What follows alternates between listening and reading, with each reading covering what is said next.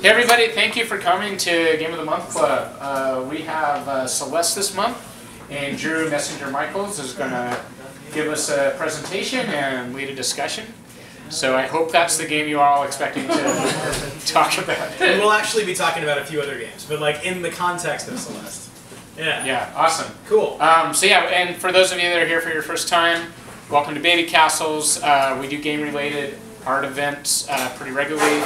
We usually have exhibitions, and Game of the Month Club is a monthly thing, like a book club, where somebody proposes a game, then we play the game, and then we talk about the game.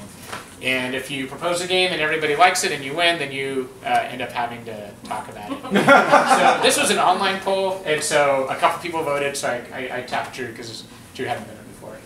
Yeah. Cool. Cool. All right, take it away. Yo, so I'm Drew. Hi. So I want to talk about Celeste today, and I want to talk about it from a couple of different angles. So first of all, how many people here have played the game, like at all?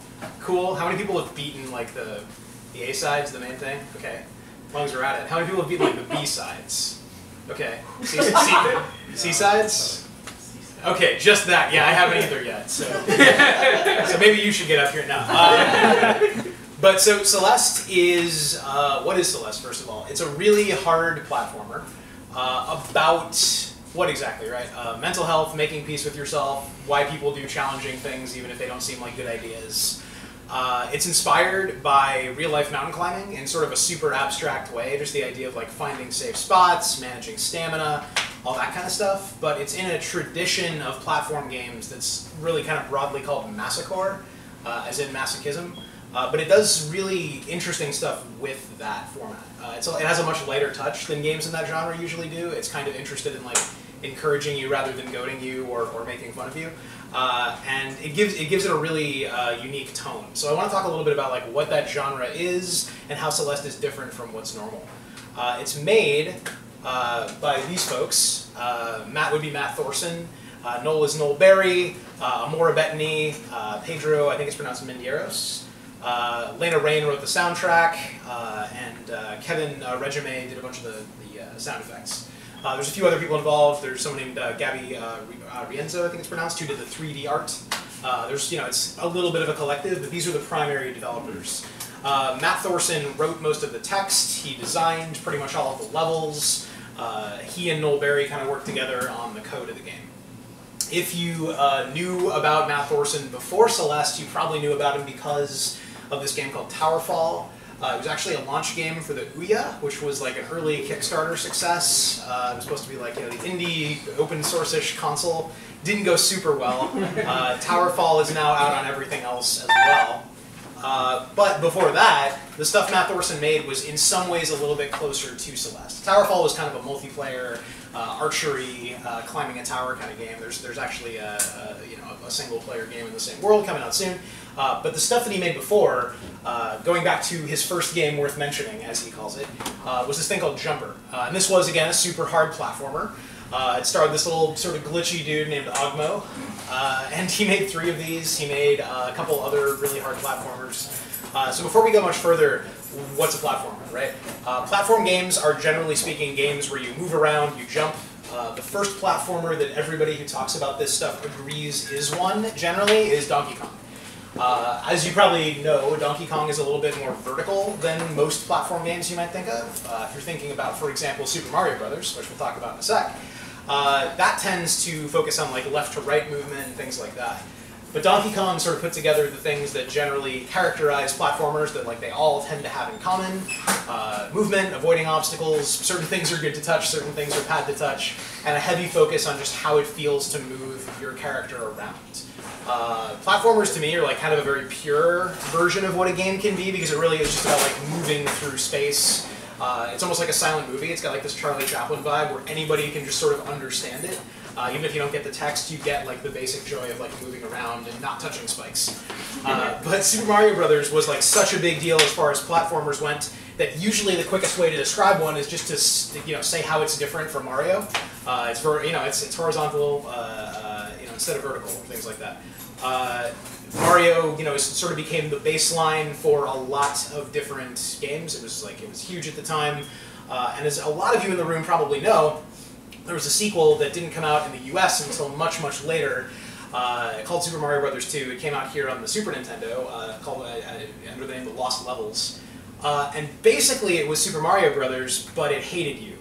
The levels were sort of designed to find the little spots where it was hard to get the mushroom over the thing, and you would like get thrown into pits, and there were mushrooms that actually poisoned you, and it was just basically Mario but evil. And it tapped into this. I don't think we're actually going to see it. It tapped into this thing of like, if you're already good at Mario, if you've got it under your skin, there's a certain kind of player that wants the same thing but more so. They want to be challenged. They want it to be extreme.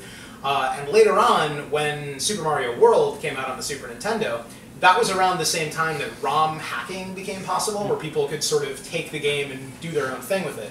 And without a doubt, one of the most common things that people did with it was make evil, insane, impossible, terrible stuff. This is from one of the Kaizo Mario World levels, or the Pirate Mario World. These games are crazy. They're basically made for people who like that kind of crazy challenge, by people who like that kind of crazy challenge. Basically crazy people. Basically crazy people. But like, so what kind of crazy people is something I want to zoom in on a little bit, right? Like, what is the appeal of that? This is another sort of typical challenge. Oh my god. Just kind of working your way across, and then there's that. Yeah. So this kind of Mario level in particular lives on a little bit in the form of Super Mario Maker, which came out on the Wii U, and I hope is going to come out on the Switch, because it really kind of deserves more life. It's out on the 3DS too, but you know, Switch is where it belongs. This is a Mario Maker level made by Matt Thorson, who made Celeste. And as you can see, it's got some very specific lines, and it's got, oh hey look, it's an homage to one of the most famous terrible things in the old games. This is actually him making that level. There was a series Polygon did with a bunch of developers making Mario Maker levels. This style of really hard platformer didn't sort of stay within the realm of Mario modding though. There are a bunch of massacre games that are just sort of their own thing. One of the more famous ones is called I Wanna Be the Guy. So while you watch this, let me read you a quote about it. So Anna Anthropy, who's written a couple of books and wrote a lot about this kind of game, said, and I quote, "Here's an example of a typical scene. Trees full of apples, unassuming, you stride under one and an apple falls from the tree and crushes you, sending you back to the start of the screen.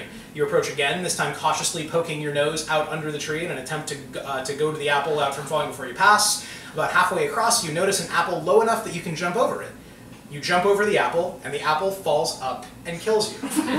The apple falls up and kills you." So these are games that are about screwing with you. They're games that are about sort of subverting your expectations, but more broadly, just like keeping you on your toes in a way that most people are probably not going to have patience for, but crazy people, if you will, are going to have endless patience for. I Wanna Be the Guy associates this pretty firmly with nostalgia, right? It throws in stuff from Punch-Out and Mega Man and whatever. It basically just, if it has a thesis, if it's saying anything, it's that we all have Stockholm Syndrome from playing these games as kids, and so we kind of can't get out from under their thumb, and we want this kind of difficulty. But Anna Anthropy, who I just quoted there, sort of had a different view, that like the term masochore is something we should take seriously, that there is sort of like a sense of masochism to these games. That you can almost think of it as though the player is in a masochistic role and the designer is in a sadistic role. Because as with that stuff in the real world, it is ultimately a cooperative experience, right? A game that is impossible to beat is not fun for anyone. A game that does not push back at all is not fun for crazy people. So you need this interesting balance where it's challenging, but in an interesting way, where you're basically being put in a difficult situation on purpose and enjoying it. This is a game that she made called Mighty Jill Off, which is sort of based on a game called Mighty Bomb Jack. That's what that floaty jump is from.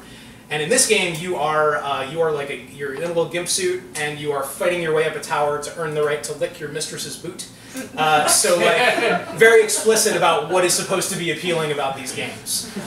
So there's been a lot of thinking, you know, about like what is the appeal of these, and I think this is definitely one answer. Right? Oh my god. These games stayed niche for I can't imagine why, but these were generally considered, you know, these were loved fiercely by a smallish group of people until relatively recently, when this style of platformer came in, sort of into the mainstream with Super Meat Boy, which probably most people have, in here have heard of or played. Super Meat Boy is a very, very frenetic version of this game. You can see how zoomed out it is, how powerful those wall jumps are, where you can just sort of climb maybe infinitely. And this game paid homage to all of the massacre games that came before it. This is a level where you're unlocking the guy from I Wanna Be the Guy, the kid from I Wanna Be the Guy, I should say. Here's what happens when you unlock Jill from Jill Off in Super Meat Boy. And to bring it full circle, this is Ogmo from Jumper, Matt Thorson's first game worth talking about. So the reason I'm talking about Super Meat Boy, besides the fact that it's part of why like this kind of game is in the general bloodstream, is because Edmund McMillan, one of the two main developers behind it, put out sort of a manifesto on difficulty when he put out this game, and sort of why he thinks it's fun to play and hard to play, but not frustrating to play. So he went back and looked at some of the games we've been talking about, Donkey Kong, Mario Brothers, Mario World, and thought, like, how many lives do you get? First of all, there are lives, right, which he did away with, and Celeste wisely does away with too. What's the penalty, right? For Donkey Kong, you would need to insert a coin. For Mario, the whole game resets, you're back at the beginning. For Mario World, you go back to the beginning of a section. So the idea of what he then called a hardcore platformer would be that you have infinite lives, the penalty is only to restart the level. That's obviously, though, not enough to make it not frustrating, although you'll recognize that immediately from Celeste, right? The only penalty for dying is you go back to the last place you were safe, the beginning of the screen, right? The other principles that Edmund McMillan talked about, though, were things like leaving nothing to the imagination, which to him meant keeping the levels really short. You always know what your goal is. In Super Meat Boy, you're always trying to get to Bandage Girl or Band-Aid Girl. I forget whether they embraced the late cease and desist debate. But yeah, you always know what your goal is, right? With rare exception, in Celeste, you always can sort of see where you're going. And often, if there's a longer room, you have those little binoculars, so you can actually still see the full scope of what it is you're about to have to go through. So this, definitely makes it more frustrating, or makes it possible to do frustrating stuff without getting frustrated, right? You don't have time for tears, meaning quick resets, right? So not just that you don't have a high penalty for death, but that you don't have like a long da-da-da-da-da-da. Like you don't get any of that, you just reset. Madeline in Celeste, she explodes, there's a little bit of a screen tear, and then you're back, right? And then you should make it feel good in a weird way to think about all that time you failed. Celeste does this in a couple of interesting ways. It literally tells you to be proud of your death count, but it also again, tonally, in some ways I want to talk about, make sure that you feel like you're always learning, you're always getting a little bit better. Super Meat Boy actually shows you all of your previous attempts at once when you finally beat a level, so you can see a swarm of you failing and then eventually succeeding. And then finally, you separate the main game from what in Super Meat Boy is called the Dark World. In Celeste, they're called B-sides and C-sides. So you start the main game at a progression that is still challenging, but not insane by insane people standards. And then you have a separate parallel track that is much harder that you have to unlock.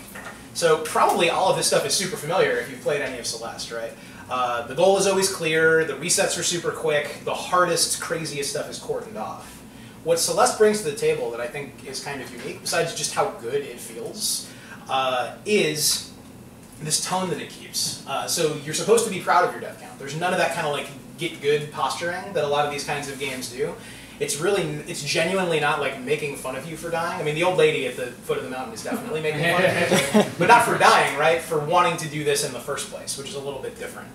And also, in Super Meat Boy you collect bandages and they unlock characters. Strawberries, very pointedly in Celeste, don't do much of anything.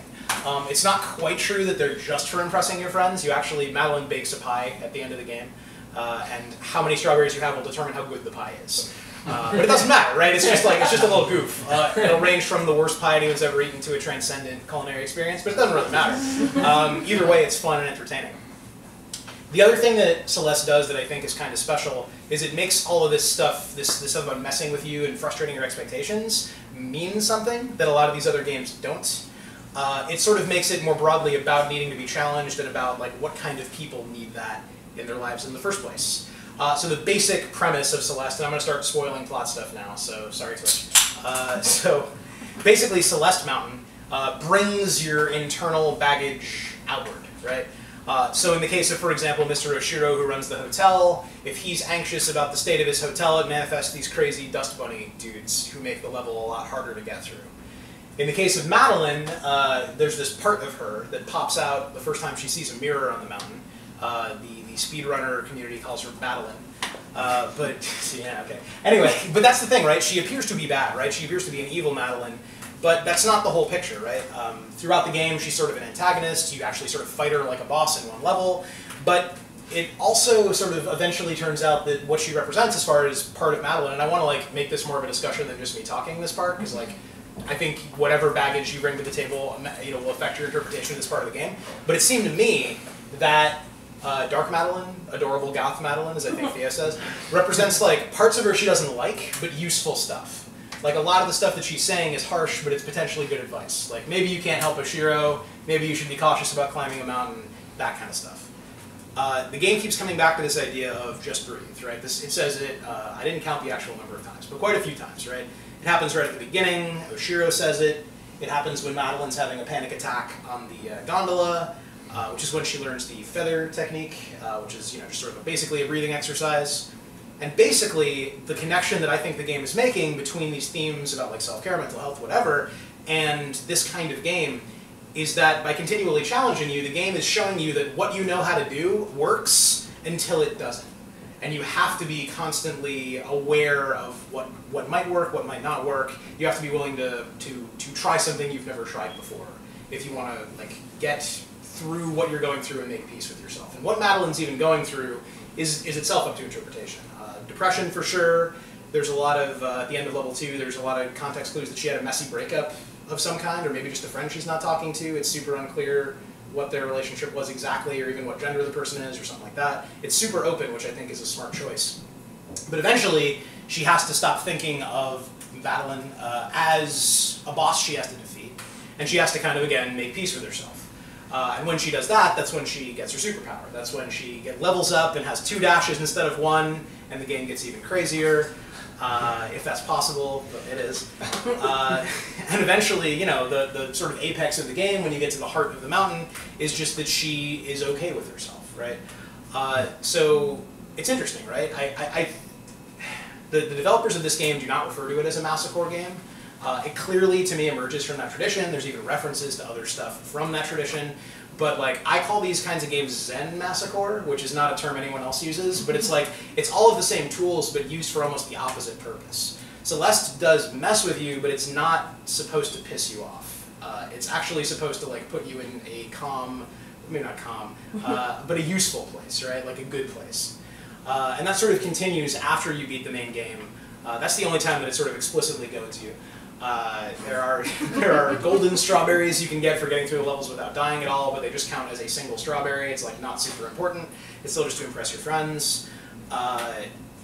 As late into the game as like the end of the B-sides, it's still introducing new little tricks you can do, because there are all these sort of neat strats about jumping off walls and like power sliding across the ground that are never necessary in the main game. But that allow all these other possibilities. So the game sort of allows you to decide when you're done, which is kind of neat. Obviously the main sort of campaign is enough of a challenge for most people, and most people are cool walking away at that point. But are the B-sides enough for you, or the C-sides enough for you? Do you want to collect all the strawberries? It leaves that up to you, because it sort of emphasizes that that's about what you're getting out of it. Yeah, the B and C-sides do kind of lampshades, that it's just like, it's there for if you're interested. Yeah, so that was the main stuff I wanted to say. Looks like everybody here played the game, so like, who wants to talk about what it was like playing it? Yeah. Well, I just haven't played it, but I kind of want to bring back like what you said about this game not wanting to be a masochist game. Yeah. And I think that maybe that's why it's like climbing a mountain, whereas like people who climb mountains don't do it because they love like feeling the pain of like frostbite. They do it because they want to say that they've conquered a mountain, that they've climbed it. So that's why it's like encouraging you. It doesn't matter if you died like 200, 300 times. Just keep on trying, and that's the important part of the game, just to give you a challenge. Yeah, totally. And that abstract video game way where like dying isn't dying, and like an air dash is just grabbing a rock or something like that. Yeah, it's just about doing a thing. Yeah, to feel like you did it, but also like for the you can get something out of it as a person in the moment of doing it too. Yeah, and to impress your friends as well. And that too. Undeniably that too. Yeah, for sure.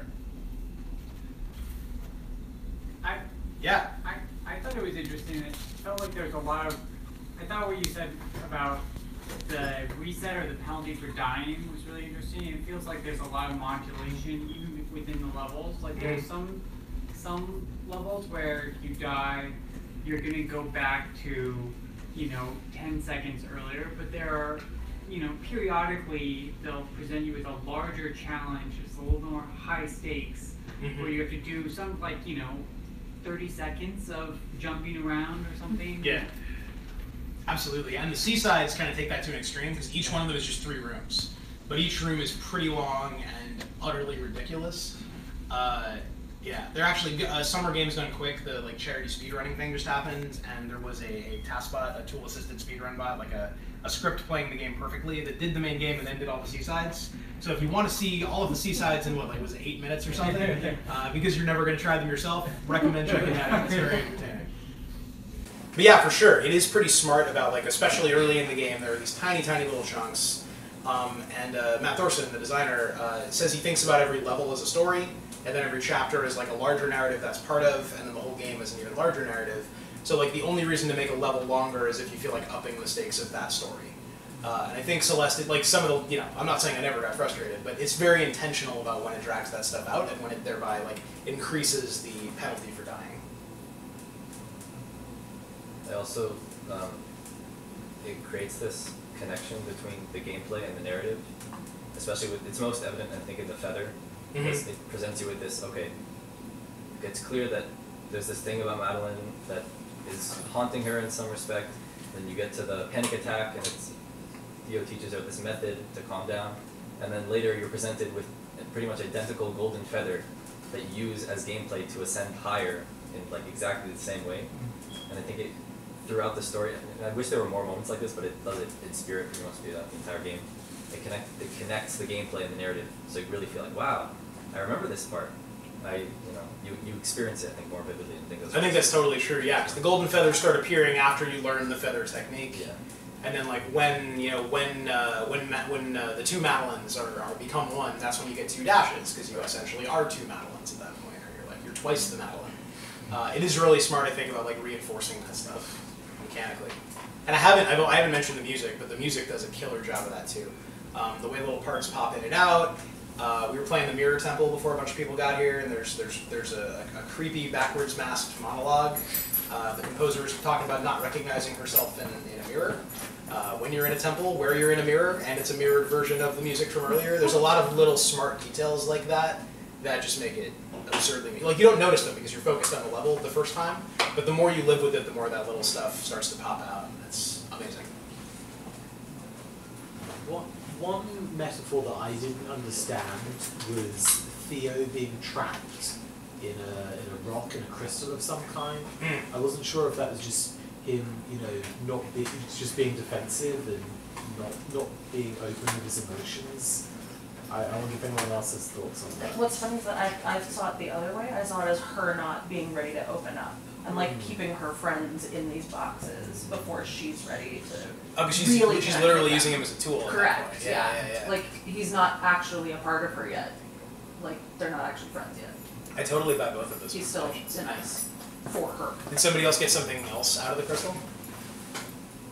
To me, it really seemed like your internal psychological life has repercussions outside of yourself. Totally. And she gets into this complex where she starts to feel guilty about what she's done to him, and that's the first time it becomes real to her. I have to deal with this because I have other people in my life who rely on me. And yeah, absolutely. Yeah, I think that's true, that it makes it seem like she's isolating her problems and just storing them where she can keep them, and eventually the game makes you carry them around.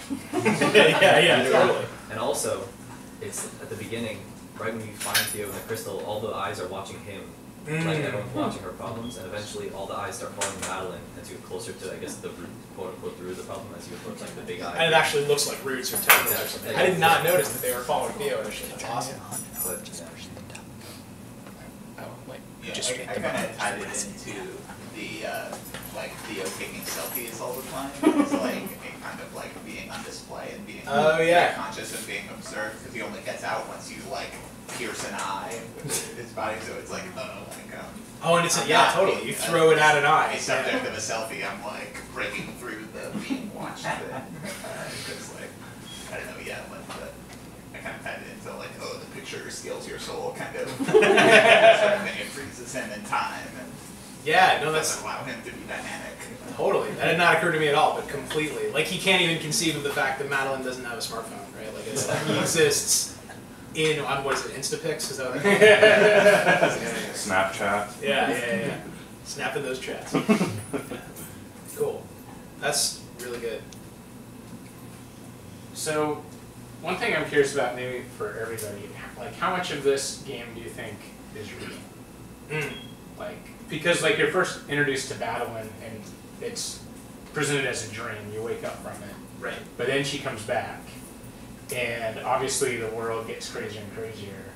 So, and then the other, I forget the guy's name, but the Instafix guy. Oh, he Theo, seems, yeah, he seems to be not super bothered. Like, so I went through like the hotel, and he's like, this guy's creepy, but like he's not like there's monsters and ghosts and like things killing me. Like, Yeah. just like this is weird, but he doesn't really seem bothered like somebody would really. Like, so I'm just curious, like, did it all really happen, or is it just, or is she going up like a normal mountain and things just, and then most of it just dealing with her own like issues as she does that? Yeah.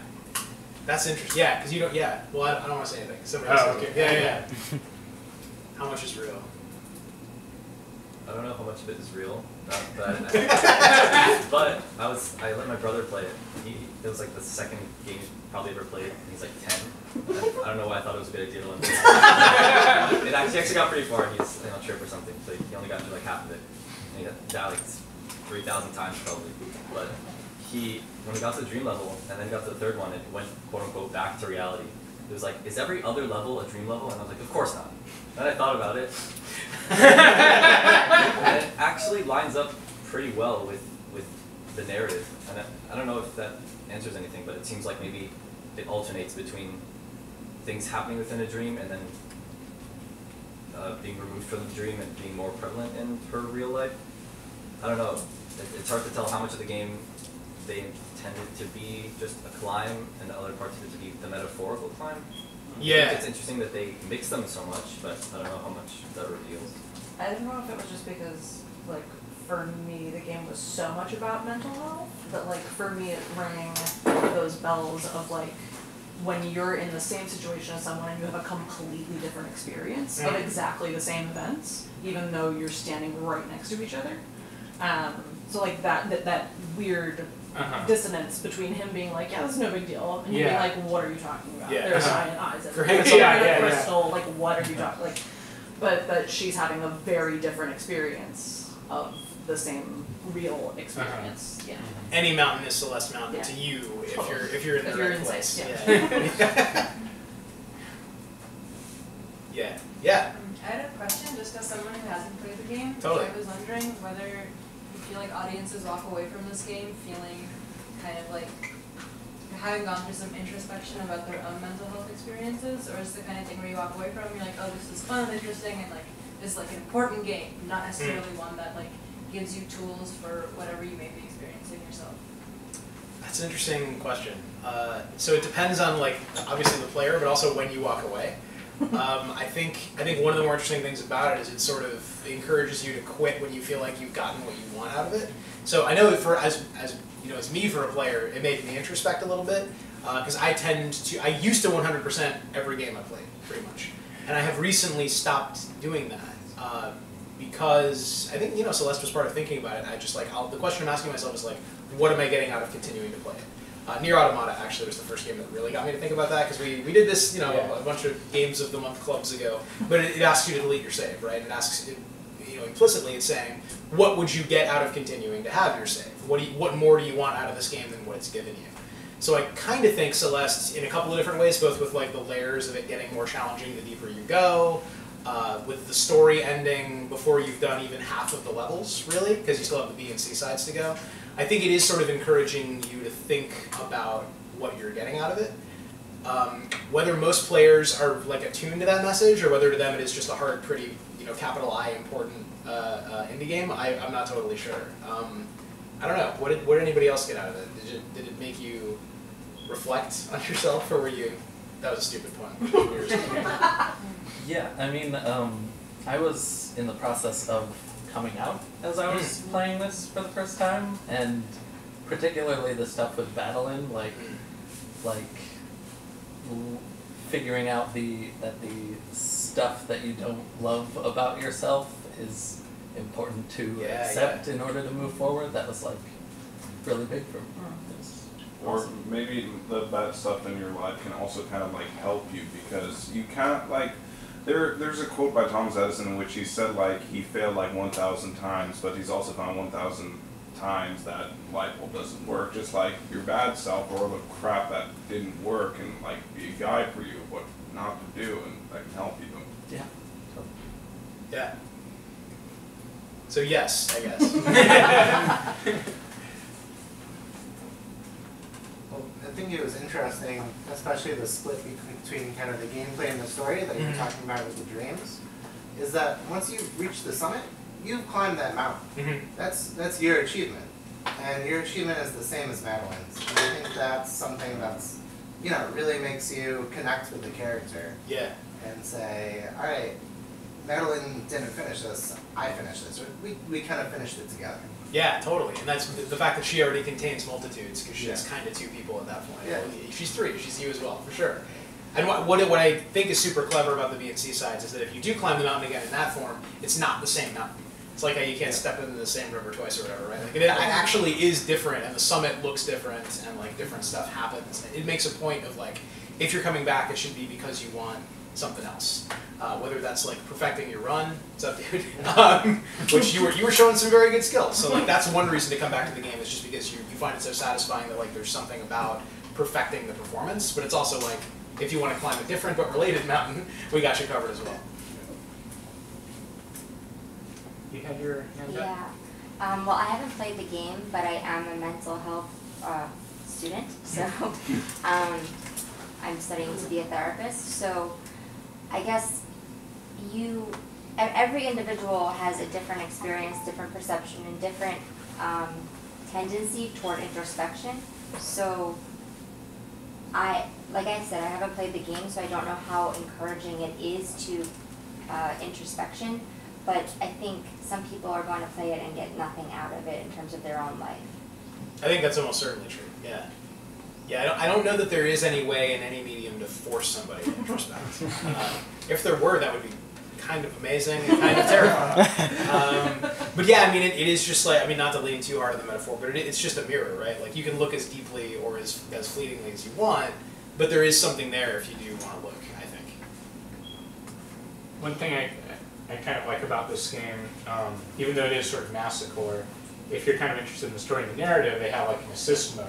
Yes. So the game can kind of help you through. And a lot of games that are hard on purpose don't do that, kind of on purpose. Yeah. It's sort of antithetical to the genre. Thank you for bringing that up. Yeah, so the game has, and I don't have a screenshot of it handy, but the game has this thing called assist mode where you can tweak the game to make it easier in whichever way is going to make it less frustrating for you. So you can give yourself infinite stamina, you can give yourself more dashes, you can make yourself immortal and unkillable, and the developers put that in partially in response to the reaction to Cuphead, which is another super hard game that came out not too long ago. It has an easy mode, but it's probably the worst way to do an easy mode possible. And I like Cuphead fine, but basically so it's a very beautifully animated, like cell animated game. The easy mode cuts out whole phases of boss fights, so you don't get to see all the animation. It's kind of a narrative game. If you do easy mode, you can't see the ending. It basically does everything wrong. So they kind of took that as a negative example, and they introduced assist mode, which doesn't lock you out of anything. You can do the whole game, all of the challenges, you can get achievements if that's your jam, on your own terms. So it hadn't occurred to me, but that might be part of also like having you reflect on like what it is you want from the game. Because those traditional masochore games, it's inconceivable that there would be any kind of easy mode. If you're here for because I think it's really funny and I could watch it all day. If you're here, you're here for that. This game is a little bit less stubborn, I think, about that stuff, and that's part of what makes it special, I think. And you were talking about before the way they frame things, like the strawberries and the deaths and everything. Yeah. Like the light they put it in makes it a lot easier for the player to understand what they're getting at. Like, I forget who it was, Mark Brown or something on YouTube. This analysis of like assist modes in games, and some of them, like in Wolfenstein, it's just like crybaby mode, you know, like. Oh, it's like wearing it's like ridiculous. Yeah, like it taunts you for it. Right. But in Celeste, not only does it tuck it away in its separate menu and allow you to turn it on at any time, it right when you before you're even allowed to turn it on, it says this will change the intended way of playing the game. This is not the original game. We want you to reach the mountain, the top, in any way it pleases you, but this is a different game, and it even gives you like a stamp on your profile. I think the light that they put it in, it's very gentle, but stern, I guess. I don't know. It's gentle but clear. Because I think clear. so. Yeah, that was Mark Brown. He does this series called Game Maker's Toolkit. It's really good. And he talked about how the problem with difficulty in games, forget even talking about like lame, terrible baby mode or whatever you call it. The problem is like with a lot of games, especially older games, it makes you make a totally blind choice right at the top as to do you want easy, normal, hard, or very hard. And you have no real context for what that means. Because there are some games that are sort of intended to be played on hard from the start. There are some games that are super hard and a lot of players want to play on easy. So his whole thing was you want to be super clear about which is the experience that was primarily designed, and then how exactly does the easier mode deviate from it. So for assist mode ticks both of those boxes really well, because the game has like you're right, it's like 4 messages and a stamp and all that stuff being super clear. Like this isn't how we designed it, but if you want to do it, it's cool and it's granular. You can decide exactly what is annoying you. Like I have a friend who just couldn't handle running out of stamina while clinging to things because she wanted to stop and think. Didn't change anything else. Gave herself infinite climbing stamina, loves the game, having a blast, doing the B-sides right now. I mean, yeah. It does seem to me like, why does it need to be as stern as it is? Like just from like a disability awareness standpoint, right? Like people are going to come to this game with different abilities and different like things that they're able to do, and I just don't know, like, does it need that? Why even make it a deal at all? Like, why not just have options that modify the gameplay to be whatever you want? I mean, it's obvious that if you don't change, if you don't add any of these things, that's how they intend for you to play it. Yeah. But it does seem like, I wish we had a image of the warning, but I remember reading and thinking like, it is like kind of a stern, like, we really don't want you to do this type message. I'm trying to see if I have it, I don't. Yeah, no, you're right. I mean, it very clearly says this isn't how we intended you to play.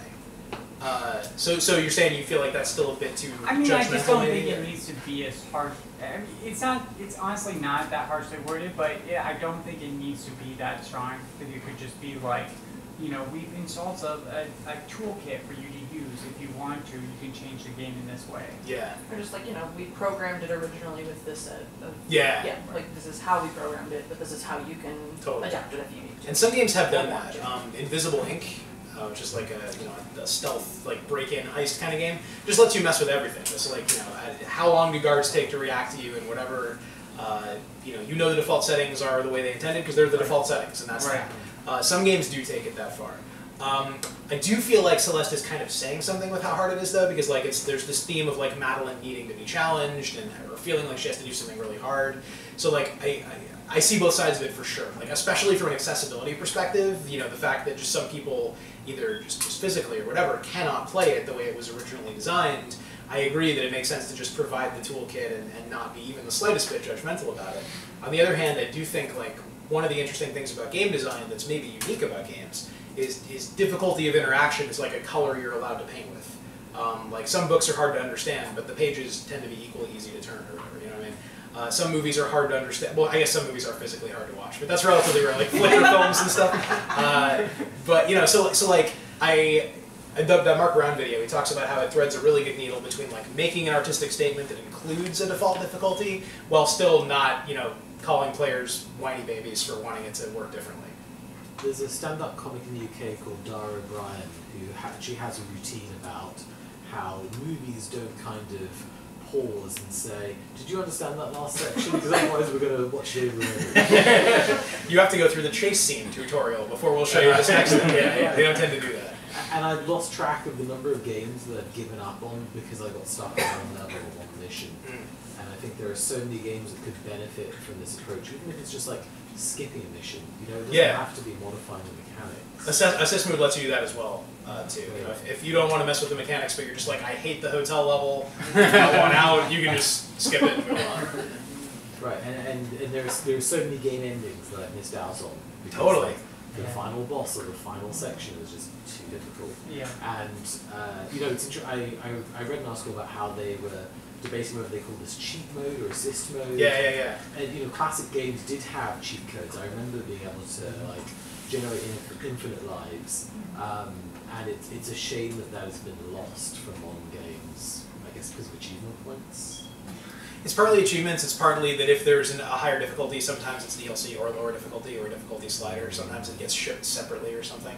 Part of it, is definitely competitive scenes of various kinds. There has to be like a canonical experience. And I think they wanted to call it cheat mode like as a callback to the cheat codes of yore that didn't mess with you at all if you didn't use them, but were there if you wanted them. Something does get lost when you don't allow that. Because we have the ability to allow people a much more robust set of tools for messing with that stuff.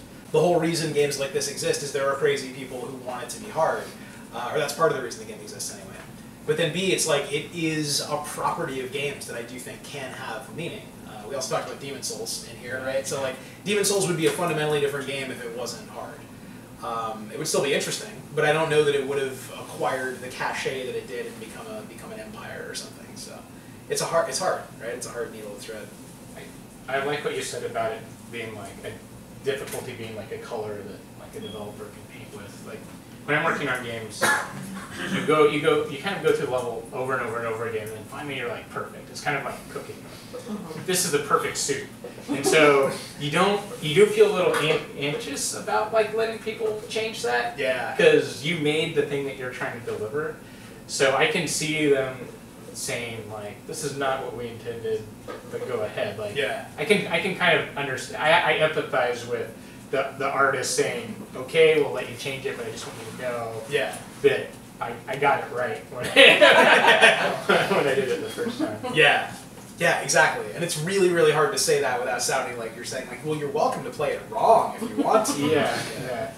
But what you said about cheat codes also made me think of some of my students made a game that they had on itch, and like the community was really vibrant and giving a lot of feedback. One of the things they really wanted like immediately was like, give us cheat codes. So they weren't asking for like easier settings or anything. They wanted literal codes that they could put in and have like stuff get activated. So of course there's things like infinite lives and infinite ammo, but the delivery method was like, okay, on this screen, press up, down, They wanted it to be like the Konami code. Yeah, exactly. It's so interesting. And even stuff like big head mode that like isn't really like useful for any kind of thing. But yeah, so and since they were like so active in the community, they're like sure, and kind of gave everything. I think a lot about Minecraft in this context. Because Minecraft, as it originally shipped, is like a relatively hardcore, almost unpleasant survival game. But that isn't how most kids, and it is like mostly kids who are super into Minecraft tend to play it. They tend to play it in creative mode, which is they'll sometimes flip back and forth, like they are in like a survival-y world with terraforming or whatever. But then they're just allowed to drop in a whole bunch of whatever they want to make whatever they want, whatever they want. So I wonder if maybe the next generation is going to grow up with less rigid ideas about what constitutes playing wrong or cheating or whatever. On the other side of Minecraft, you can play in a mode where if you die, your whole world is gone. Yes. I think the Microsoft versions though have taken that out. Like the official Windows 10, but it's still in like the Java version. But interesting, because the Windows 10 one is with the Bedrock engine or whatever it's called, but it's now on Switch and it's on PS4, but they can't play with anyone or whatever. That's the one going forward, so that feature might be slightly lost to time. But I mean, when you pick that, you know what you're getting when you go into it, right? True. Yeah. It's not like a surprise. And that's an interesting idea that like you can slide the scale in either direction. Yeah. Has there ever been a game where where the default is somewhere in the middle? Kind of Minecraft, right? Because you start on normal, and then there's like peaceful mode where nothing hurts you, but then there's also permadeath. So I think like for a game like this, that'd be a really interesting way to program it. Yeah, totally. It doesn't start. It starts dead center in the slider. And then you can like limit yourself if you want. Yeah. It seems like it's all about tone, right? Like tone is huge. Yeah. The common thread, like exactly like you said, with the color you can paint with. It's all about tone. If you want to make a game where like what's it called, Binding of Isaac. Okay. Like if you wanted to, I don't know, are there cheats in Binding of Isaac? I don't know. Well, there's mods, but most of them they don't make it easier or harder. They just make it more complicated. Yeah. So if you had like what's it called, a roguelite or something, if you had a roguelite like that, and you wanted to give it a serious tone, like the Dark Souls of roguelites, you'd make it so that your intended default settings were in that tone, and you'd say, please do not change this, or just not include the changing cheat codes, whatever at all, right? But if you wanted to make it a silly game about, you know, showing your friends all the ridiculous combinations you came up with and completely break the game with your broken set, then that you paint it as like customized mode and not like cheat mode, right? Totally. It'd be like, Yeah. It would just, it's like, how much of a part of the actual game world do you want to make it? How canon, I guess you could call it. How canon do you want to make it? Yeah, for sure. And you're very right about like the gameplay aesthetic matching the audiovisual aesthetic, because like the pixeliness of the main visuals kind of tells you like we're in a slightly old school way of designing games. The portraits tell you that we're in like a, I don't know, like a lighthearted but serious situation. Like we're going to treat serious topics, you know, not self-seriously, but take them seriously. You know, if you had a game where like failure was like Trials or something, right? Like the game where you're on a bike and you fail a lot and there's ragdoll physics. Like if you added super realistic violence to that game where your dude like, you know, horrifically was injured, it would somewhat take away from the fun experience of wiping out on a bike. You want to match the experience both of success and of failure to like what you want the player to experience like in total. I totally agree with that. You then you. Yeah, I have a question for game developers. So, how do you feel about allowing for different levels of difficulty versus allowing for cheat codes and what it achieves for the user experience? So I think they're two different things. I mean, I would say cheat codes are a little bit more fun because they're not apparent immediately, but in the old days you had to like figure them out by like talking to other kids on the playground, or maybe your mom got you like a Nintendo Power. But nowadays everything's online, right? So they don't hold the same, they're not very hard to access. They're not mysterious. Yeah, you do a quick Google search and find out. But I feel like cheat codes also have this like idea around them that they're not canon. That like when you're putting in a cheat code, you are cheating. Like you're not having an authentic, real experience of the game. You're having like a fun, great experience. Cheat codes are great, but then not in the same way that like a easy, medium, hard. Those are all kind of like canon versions of the game that are like count as playing the game to an extent.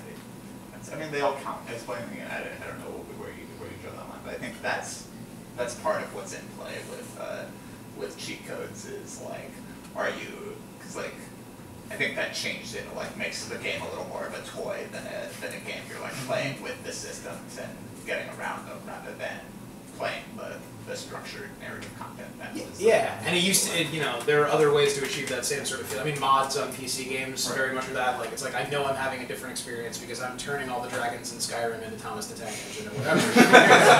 I'm doing it. the best mods. Terrifying. Or, I mean, like, you know, back in the day on console games, we had like Game Genie and stuff like that, where there was literally like a physical object intervening between the game and the console. Where you would like enter, you could do like, I remember there was Skywalker mode in Mario 3 where you would like, you know, like have a Luigi jump from Mario 2, like descend real slow. That was fun. When you're right, that there is that sort of sense that you're doing something outside of the intended experience, which comes back to like, how okay are we with that? Is that telling people who want or need to play differently that they're playing wrong? Yeah, that push-pull is tough. The selecting the difficulty is also making me think of when, like, this is kind of Atari era, but a lot of the Atari games were just arcade ports, and the arcade versions of the games were super hard because to suck quarters out. Yeah, exactly. And most of the times they were ported, they'd have like 4 difficulties, like right off the bat. Like it wasn't like uncommon to, like, so since we didn't really have a Nintendo growing up, but my uncle had an old Atari, so I kind of grew up on that before I got old enough to save, to have real money. Yeah, I was always like a generation behind. But like our Atari had like a level select button, like it was a designated button that you had to press to change like the difficulty. Yeah. And if you go even further, so I had an 800, but even further back, the 2600, there's like a physical toggle for levels and numbers. So that idea was sort of like really baked in from the beginning. And it does seem like it sort of faded away, like over time. Do you remember how those were labeled? Was one clearly the correct? No, there was like, if you were lucky to still have an instruction book, it would just say like mode A does this, and mode B does this, and mode C does this. I mean, maybe that's the answer to your question in a way, right? Like to remove the word normal from the conversation, you just have A, B, C, here's something different, you know? Well, and that's something I'd be interested in hearing from developers, like what exactly changes from like what we call an easy mode or a difficult mode? Like what parameters actually in the code that like, is it timing, is it like how much damage yeah, you do, how much damage enemies do. Like, what are the parameters that generally get in those days it was like number of enemy, like, so like Joust comes to mind. Joust had like 4 levels and it was an arcade adaptation. It was like number of enemies per level that you had to kill to go to the next level, and how fast they moved, and how much time they sat around and not chasing you. And you just turn that up and there's more enemies and the more aggressive.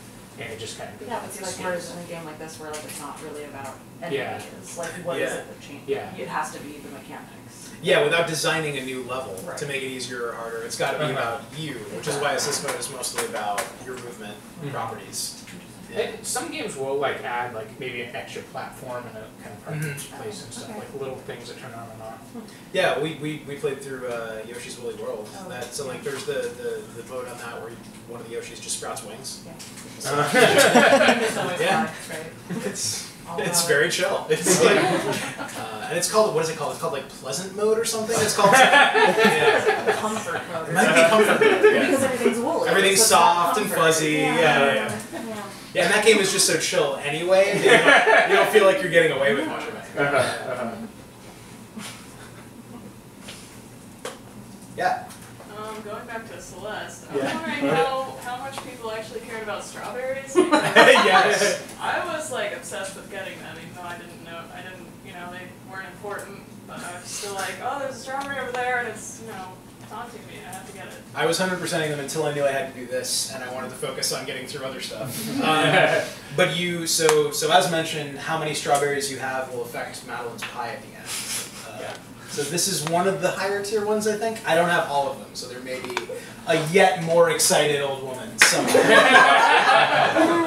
But yeah, I think I got all the strawberries the first like 4 worlds, and then fell off a little bit. Because I started making fun of you. Because you started making fun of me a great deal. That was definitely part of it. Yeah. Because I'd watch you struggle for it and be like, why?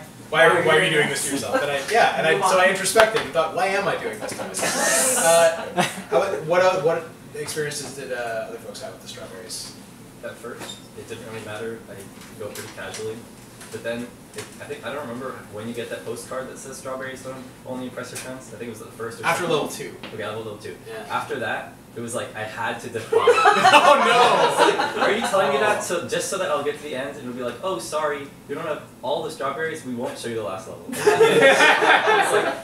It did the precise opposite to you what it was supposed to do. It had maybe like 75%. Like I just, where I saw things, I went, and then as soon as I saw that, I was like, screw that. I am not continuing until I know that I have every single strawberry in the previous. And it was fun. Like I found all the secrets, and then I found, oh, there are hearts too, or there are B-sides too. It's like, oh wow, all this cool stuff. And in that sense, it incentivized seeing more game, which is cool because you play the game, you get more game, that's sick. But there is a lot of game in this game. That is the other thing. Even if you never touch a strawberry, it's still 2.5 times longer than it appears to be. So yeah, it's impressive in that way. I think for me, like usually if I'm playing a game, like I'll like look at the value of the item versus how hard it is to get to it. And so with this, they're very tempting. Like you see them and you're like, I don't know how to get to that. And if I could like visually like kind of map out a way to get to it, then I'd be like, all right, I'm going for it. But if I'd see that and I'm like, no, that just looks like way too hard. I don't want to spend that much time. The ones with the wings actually that you have to get to with that dashing, actually laugh at you when they fly away. Yeah. Though I think I got every single one of those. I'll show you. Yeah. I mean, sometimes when I'd see those, I'd be like, okay, I know it's possible to get through this without dashing, and then that's like another puzzle. Be like another layer of puzzle to like try to figure out. It was neat too because it taught me there were situations where I thought I had to dash where I didn't, which then helped me with the later harder levels where you have to conserve your dashes. So it was neat in that way. And there are players like me who are like, I just couldn't make myself care. Oh, it's optional. Bye. Yeah, exactly. Yeah. Later. Yeah. Did I skip your question, Foreverco, by the way? Or? No, Okay. All right. You sure? Okay. Then. Yeah, I just came from playing a Hyperlight Drifter, which also has dashes in it, which is pretty funny. Yeah. But that game is very heavily dependent on like finding the secrets, so you can upgrade and have a better, experience defeating the bosses and getting through the levels. while this game is like, you don't have to touch any of the secrets. You can just progress through the game, and this is the game. And I kind of like that. The tone of this game is more lighthearted versus Hyperlight Drifter, where it's like more dark and post-apocalyptic. So I don't know. I changed the experience where do I have to or do I not have to seek out these secrets, and I think I can see the contrast in both of the games where sometimes it takes it too far, and in this case, you don't really need to. I was able to enjoy the experience overall. Yeah, because like in Hyperlight Drifter, you're playing as a dude who like is a forager, right? Like he finds old ancient stuff that only he's badass enough to get to and brings it back to society. So it kind of makes sense that he has to collect all this junk in order to be powerful. Whereas Madeline is just like a person climbing a mountain. So if she sees if it looks cool to go get that strawberry, I'll go get it. But there's no need to, right? So like I totally agree. Like in that game, it felt right to me to have to like obsessively focus. Like post-apocalypse, there's only so much of this stuff around, man. Whereas like these strawberries are plentiful. They're just growing wild. Yeah, I totally agree. Like in some games, it feels very right, and this to me was not one of them. Did you get way more into the strawberries? You said you're like. I got all of them. You got all of them. Nice. Did you get a achievement? I played on Switch. No achievements. Yeah. Have you seen if there is a happier ending screen than this pie? I don't know. Yeah. I was just like, I got them all. But Yeah. like, complete the summit again. Oh, okay. You don't have to. You can just go straight to the epilogue from the menu, and it'll show you. Oh, right. Show you your class status. Yeah. I think it's interesting to contrast it to some other collectibles in games like Flags and Assassin's Creed, where you're not being rewarded for skill, you're just being rewarded for like sticking your nose in every little nook and cranny, which is really boring. It's really dull. It doesn't enhance the game in any way. Whereas these collectibles, actually, you're going to get more out of the game if you decide to collect them. Yeah, totally. One, it's pretty intentional. Are you showing? Oh, you find that there's a better one? Sweet. It's pretty intentional about how much information it gives you about where you don't have strawberries. Like I remember Super Mario RPG, you could get an item where if there was a hidden chest somewhere on the screen, like when you got to the screen, there was a little like noise. This doesn't do that. Like if you get to a screen where you missed a strawberry, you don't know. If you're looking at like the little abstract map of the level, there's like little dots, and it'll tell you which dot, like which subsection you missed a strawberry in. Like it's between this one and that one. If you press start, you can kind of figure it out. It shows you where you are in the level and like whether you're ahead or behind. You know that, exactly. Now if you've missed 3, you don't know if you already missed 1 and there's like 2 or something like that. But yeah, it gives you some information, but it withholds some information, so that your experience of going back isn't just like Assassin's Creed, like I need to check this off, or like all the collection in like Horizon Zero Dawn, like just like, oh, I need to go find this clay pot in Batman Vision again or something. You don't do that, right? Like there's always some kind of thinking involved in finding or observing. I think there were 2 questions back here. Yeah. Yeah, you've heard. Yeah. Yeah, I'm just gonna throw my 2 cents in and say, like, over the past couple of years, I've been playing like a lot of competitive multiplayer games. So it's like now when I go back over to a single player game, it's like I like some challenge, but not too much challenge. Because like I get all my frustration and like challenge and skill sharpening when I'm playing like something multiplayer and competitive. So you'd rather have other people push back than like the game itself. Yeah, I feel like if I'm really trying to get better at a game, I want it to be like where I'm fighting against somebody. That's interesting. I tend not toward PvP. Like I'll play a game that is hard forever. But when it's other people, sometimes what I feel is despair. Just like I'm never going to be as good as this guy. It's over. I may as well quit. I've had some Smash Brothers related existential things. Yeah, one exception is shmups. Though I'll play like shoot 'em ups, for fun and for challenge. Interesting. My pie's the same. Okay. Yes. So this is as happy as it gets. This is the best part. So that's interesting too, yeah, because I think I'm missing like 15, 20 strawberries, and it's still maxing out my pie. So it doesn't even if you care deeply about this screen, you don't have to get it all if you don't want to. I think I got 2 of the golden strawberries, so I have 177 out of 175. Oh, still the same pie. Those overfill the count. That's interesting. Yeah. Because I have a couple of golden strawberries too, but since I don't have them all, I didn't realize that was like 103% or whatever. Yeah. Interesting. I kind of expected there to be like gold flakes, like it was like a the luxurious pie. Yeah, is it worth it? It's like it might only happen if you have all the gold strawberries, maybe. What was that, sorry? It might only happen maybe if you have all the gold strawberries. Oh, maybe. If you YouTube would know. YouTube knows everything. Or you could do it. No.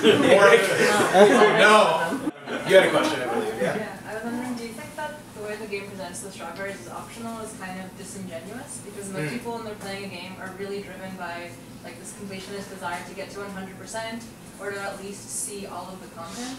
So because the game makes the promise that like, you know, you could be playing it more fully and there are like, you know, there are, even though they're not severe consequences, like all you get is like a better pie, you still have a sense of like, I want the best pie possible. Yeah. So do you think that the idea of like having any kind of gradient of like success, any kind of reward, that like that in and of itself makes the idea of it being optional disingenuous? Well, I don't think it doesn't say it's optional. It says they're only to impress your friends, and that's exactly true, because that's all it is.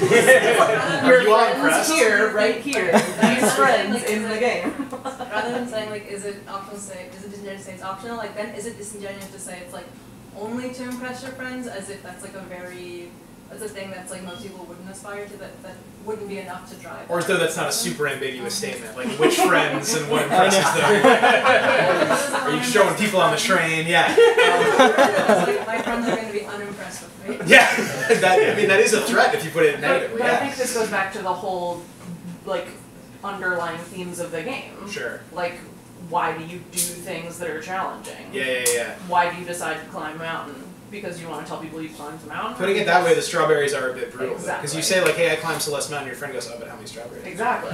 All of a sudden your achievement. I think it's like a very I mean, purposeful thing that they phrase it that way. I will say it worked on me, and thinking back on it, the point that I kind of like, not that I didn't care, not that I don't care, not that I may not go back and get them later, but when I realized I was getting to the B-sides and stuff without needing them, that really there was like a lot more game that I was unlocking. Like when I realized the heart of the mountain, the like quasi-secretish final level after you already get to the summit, it's like this crazy underground level where there's all these extra restrictions. Your dash doesn't recharge when you land on the ground, you have to get a crystal, it's insane. You're flipping from lava to ice. To get to that, you need to collect all these carts, some of which are hidden, some of which you get for beating the B-sides and stuff. So when I realized there is an unlock system, and I do have to do the hard stuff to get to this thing, and none of that has to do with the strawberries, I was like, oh, they're serious about the strawberries being a parallel optional thing. That's when they started to feel actually optional to me. But you're totally right that that's absolutely subjective, and anybody who is susceptible to needing to show this screen or whatever to their friends, it's going to feel disingenuous is, I think, exactly the right word. Yeah.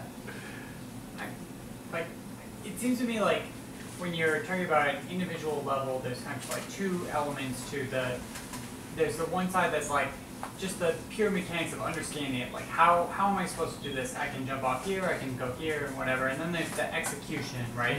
That you have to like kind of click at this right times.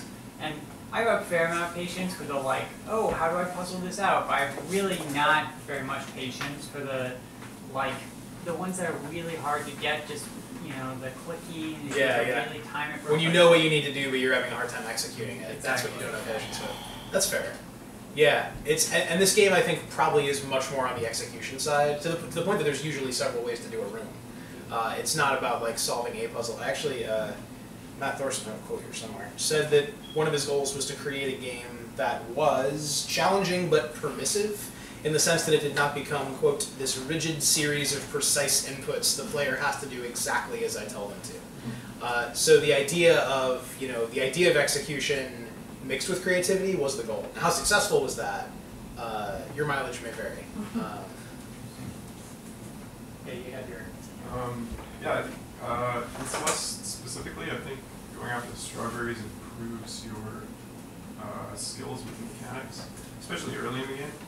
So it's, do you want to just tear through the level, or just if you spend time getting the strawberries, you're going to be better when you come up to more. That is interesting, yeah. It's not leveling you up the way collectibles do in other games, but you're leveling up in your heart. But I think in general, collectibles are best utilized when they give you some sort of reward for exploration or spending more time in the world.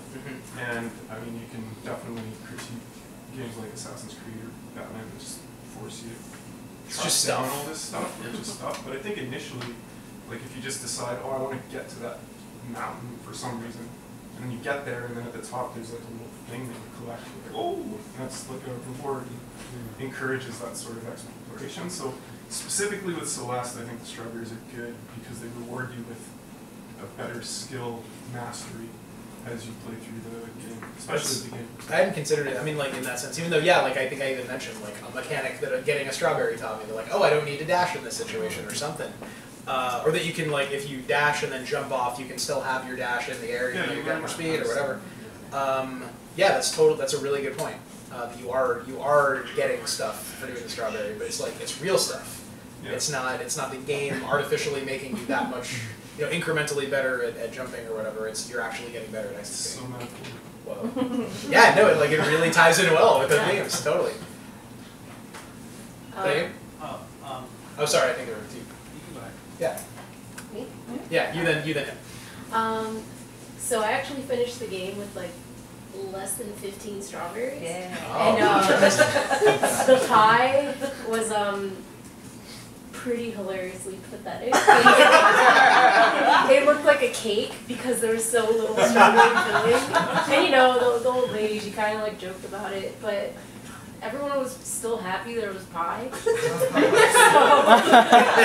there any pie that you're gonna be like actually disappointed? Yeah. The bad ending isn't the pie kills all your friends, right? No. The bad ending is all your friends happily eat your okay pie. But I will agree that the strawberries really help you like figure out the game's mechanics and develop techniques, especially in the beginning of the game. Mm-hmm. It took me a very long time to finish the game, and many deaths. So I think if I were a little more ambitious in the beginning, it would have felt a little easier. You might have had a less friction filled experience later on. Yeah, but I like that you mentioned that.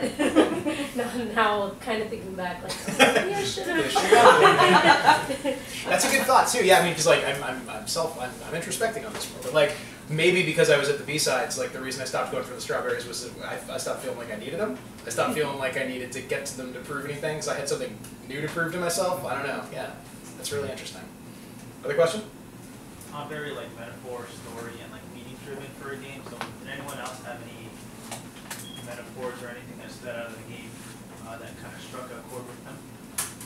Well, to go back to the pie, I think it's important mechanically and narratively that Madeline makes the pie herself with the strawberries that she found. It's not like the old woman makes the pie. Yeah. And there is a noticeable lack of external reward for even completing the story. Like, she doesn't rescue the princess, she doesn't get to lick her mistress's boot. You just enjoyed fresh strawberry pie. Yeah. That she made herself, got herself. And if you get the super good pie, then Madeline actually says, "Can I take some of the credit for this?" Like, it's pretty on the nose about that being like the outcome, that's a really good point. Was there another question back there, or did I hallucinate? Am I in the mirror temple? Yeah. I just had like another. I was still on the subject of strawberries, and that I was just very much thinking of them as content rather than collectibles, like sort of in the vein of DLC or something, which made I don't know. I think like the pacing of this game is really interesting and bears some talking about, because you have like. You are like going up a mountain, but there's lots of places where you have a non-linear choice of how to progress through a level, and you can go, if you're like really enjoying a set of mechanics or like what's at play, like for example, I really like the big jelly blobs at the beginning that you can go through forever, and really didn't like the evil dust bunnies. So I can do a lot of strawberries in the big jelly blobs, because those are fun for me to play with, and like I can just say like, oh, I would like more of that content, and then I can go to the dust bunnies. I'm like, oh, I don't really want to do any strawberries here. And so it's like not really about the strawberries as much as like each strawberry is just like a very compact level design that is like in addition to your regular experience that you can choose to participate in or not. And then in that sense, like I think it's really interesting that your climb of the mountain is like pretty unique to you as far as like what of those you decided to do, and that you can very much tailor your experience. Totally. Yeah, it is like a granular thing, kind of like assist mode. Where a given strawberry, it's like, oh, I see exactly how I'm going to get that. I'm down for that challenge. Versus, oh, I know exactly what I'd have to do to get that, and you know, the hell with that. I'm moving on with my day. To go back to the metaphors, maybe this is an obvious one, but there are so many mechanics that are there from the beginning that you only discover as you go to levels that reveal them to you, which you could interpret as a metaphor for Madeline discovering her inner strengths and her inner ability that she didn't realize she had all along. And I guess the player has all along too. Yeah, definitely. I think there's a bunch of stuff in the game as well that isn't necessarily, it's metaphor but not necessarily allegory. Like it's not necessarily a one-to-one relation to a thing in the real world.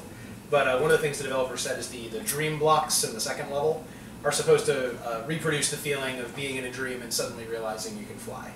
That the rules don't quite apply. I think there's a lot of stuff like that in the game where specific moments feel a certain way just to sort of conjure micro-memories or something, right? Just to get you thinking about stuff in your own life, and that's like just, what is this one incredibly specific sensation and how does it relate to what I'm doing right now? I like what you were saying, that like it's not the way, like in a Mario game, you have to like, you know, wait until you get to a certain level to get a certain level up. Like, yeah, all of her powers, everything that she learns has been, like it all comes from her, not from external things that you get as you progress. Yeah.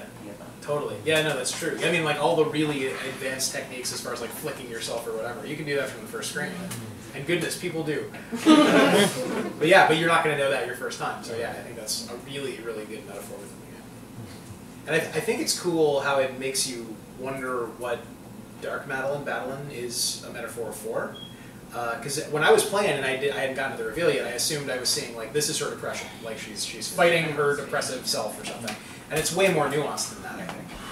But it kind of unfolds itself really slowly and invites you to wonder what it's referring to, which I think is neat. Because I think when you're, I don't mean to be super cheesy, but when you're dealing with stuff about yourself that you don't like, you genuinely don't know what you're dealing with at first. And the first step is recognizing what it is that you're looking at before you can decide what you're going to do about it. Going along with the mechanics, the game never stops teaching you things. Up until there's, again, these abilities you have through the entire game, but the very last seaside, the first room of it, teaches you a new mechanic. Yeah. Teaches you whatever jump, whatever dash. And I think the idea of, similar to what you were just saying about recognizing what your problem is, the game, like that. I think that's a B-side, but yeah. Yeah, same thing. Yeah. The game gives you this impression of multi-layered learning. At first, she thinks she knows what battling is. She says, "Oh," like with a completely calm face, she's like, "Oh, I can throw you away. I'll climb this mountain without you. It's fine. Yeah. Like, I know what this is. I don't need you." And then it turns on her. She says, "No, you don't actually know what this is. Reassess." And that happens with the mechanics too. From the beginning all the way to the end. It says, you know what? You don't actually know everything. There is a better way to do this. And it's really powerful because by the end it's like, I just learned that, and I just used it to be the hardest part of this game. Yeah. No, and I do think a lot about the metaphor of the feather, which is super helpful until it's not. You know. Yeah, exactly. I think there are a million ways of coping with stuff that are like that are really, really useful and can change your life, but are never going to be the whole solution. I thought that was a really nice metaphor. And yeah, I think a lot of the gameplay systems sort of meet in that same place, and it's super smart. Because you're right, you're learning new stuff right to the end, but it's virtually always stuff you could have been doing the whole time. Yeah. Well, I think the level design also complements that with not only learning new mechanics, but also facing new challenges. There are things where I certainly came across it, and like, I have no idea how to do this. I've never done this in this game before. Yeah.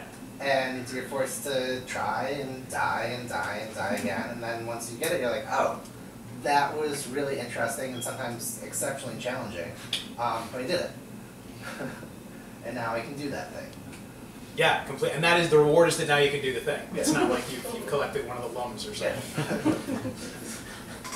So one of the devs is on our Twitch stream, and his handle is OTDQ, and they say, "Hi everyone, And then they say, playing the game your own way. There's literally one super secret strawberry hidden behind what are seemingly broken mechanics.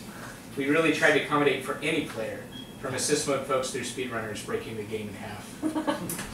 Really happy Drew touched on it. Cool. Did you? Do you know what your strawberry is referring to? I'm referring to you as our strawberry expert. Drew says wet strawberry. So it's not even a strawberry. That's like one of the. I mean, I Oh, interesting. Yeah. There are some like super Easter eggy things. There's like a very, very hidden room. I believe, where is it? It's like when you're climbing out of the big cave, I think, that has a bunch of Matt Thorson and Mulberry's other characters. Like Agmo's in there, and the Towerfall guys are in there. And it serves no purpose except to be hard to get to and to make you feel good when you find it, as far as I can tell. And going along with that, there's also a bunch of Mario references. If you collect 6 strawberries at once, similar to bouncing on a shell, you get a 1-up, you get an achievement for it. Oh, neat. And with successive strawberries, it's like 1,000, 2,000, 3,000, all the way to 6,000, you get 1-up. And they have that white block where you... The Mario 3 block, that you crouch on it and then you fall behind it. It just makes you so happy to realize. Oh, wow. Yeah, that's a very obscure, weird puzzle if you haven't played Mario 3. But if you have played Mario 3, like, is this gonna... It worked! And something I discovered just messing around in Mario 3 when I was a kid, that works on any white block, but only that one level has a thing at the end. Otherwise, it gets you into your can. Yeah, it's a warp whistle or it's you broke your playthrough. You have to figure out how to do that. So they say, okay, so let's see, it seems like you're breaking the game, but when you get to it, there's a strawberry. Oh, okay. You basically have to go through the first world without dashing at all. Huh. Oh, yeah. Okay. Yeah. The first. Strawberry at the end of chapter 1, but only if you play the entire thing without dashing. But in order to do so, you do things like jumping off spikes. And then somebody else says, "Whoa, are you talking about something so secret that nobody has come across yet?" And then they're like, "No, it seems like you're breaking the game, but to get to that strawberry at the end, but it's basically us giving you a wink. Yeah, we know you can do that." And then it says, "Yeah, this is online information, people." Okay, this is no. It is no. Yeah. Okay. Wow. Jump off of spikes. It's like a frame perfect trick that if you watch the Summer Games Done Quick thing, you will see. But yes, it can be done. As long as you're moving away from them. Yeah. They act like walls or ground or whatever. It's not for those of you who have not just beaten the main game yet, it's not like a super viable tactic if you're new. The spikes will kill you. That's really neat though. I'm gonna fight the urge to try and do that. Hey, so I unfortunately didn't finish the game, but I think I got pretty far. I got to where like she says she's about to reach the summit and then she falls all the way down into that lower level. But so far, I still feel like by far the hotel was my favorite level. Like I just loved the atmosphere and the way Mr. Oshiro was like moving in sync with the music, and that was when I first really started to love the game. And I still feel like none of the levels quite like matched that afterwards. So I'm just curious if anyone else has like any favorite levels or anything like that. The one you're about to do. The one you're about to do. The one you're currently on is extremely good. Yeah. Cool. The actual summit level is pretty spectacular. A lot of it's the music. There's like this slow, amazing escalating, like these cool arpeggios, and you feel like you're on top of the world. And then the heart of the mountain is really cool. It's brutal and terrible, but in a way that feels very good. Because the Switch has this feature where you can just like grab your last 30 seconds of gameplay at any time. I found myself, and it'll just like save a video. I found myself doing that so much inside the mountain because I was just like, I am not even sure what I just did, and I would like to look at it. Let's see that again. It's a lot of like bouncing on things and then turning them into fire and then going over them and all that. Oh, okay. Yeah. It's funny. Yeah, no, go for it. I was gonna say it's funny that you really like the hotel because that was like one of the first times I'm like, I need a break. Give myself a couple weeks. Why did you think the hotel was great? I was just gonna say I love like anytime like the music syncs up really well, and like I said, I don't think they ever. I mean, maybe they do it after where I'm up to. Was there any other time where the music was really like synced up like that with the actions going on screen? All the times you collect a cassette, it's like It's like all those Mario Galaxy levels where it changes. Like the rooms are like platforms appear and disappear every beat. Yeah. And there's one room like that at the end of each B-side. It's been a while since I got a cassette, so. Yeah. Are there at the end? Is it just when you get the B-sides, or are they also at the end of the B-sides themselves? I can't remember. It's every every B-side every end of every season. Yeah. When I was watching you play earlier, it felt like, oh, the rhythm matches up when you're like successfully over-moving. I was watching a talk by the developers, and because they embrace the speedrunning community so much, especially in the hotel, there are cycles with like the dust bunnies moving with rhythms, and they reward you for moving as quickly as possible. So if you start and with intent and know what you're doing, then it rewards you. If like it's not like you have to wait for a cycle. As long as you start right there, you're smooth sailing. This is not one of the official Meat Boy laws, but it's something I value a lot in this kind of game, where waiting is never the correct answer, or at least not the only correct answer. Like you said, if you move with intent, it can always be correct to just dive right into the level after a death. Like, I appreciate that a lot, because like the last thing I want to do after dying is wait. I need to get back in there. I need to redeem myself in my own eyes. Yeah. Other questions? Just a little follow-up on that strawberry story. Yeah, please. I was about to say, like, we can ask that getting that strawberry requires the player to impose arbitrary limitations upon themselves for no reason, and that it was discovered in 3 days after release. Whoa! Oh my god. Oh no, our Wi-Fi killed something. No. Oh no. That might be a wrap then. That's the universe telling us. Yeah, our developer friend said, good game, said GG, so should have been a little bit of an alert. Oh man, yeah. I guess I will put some things up with the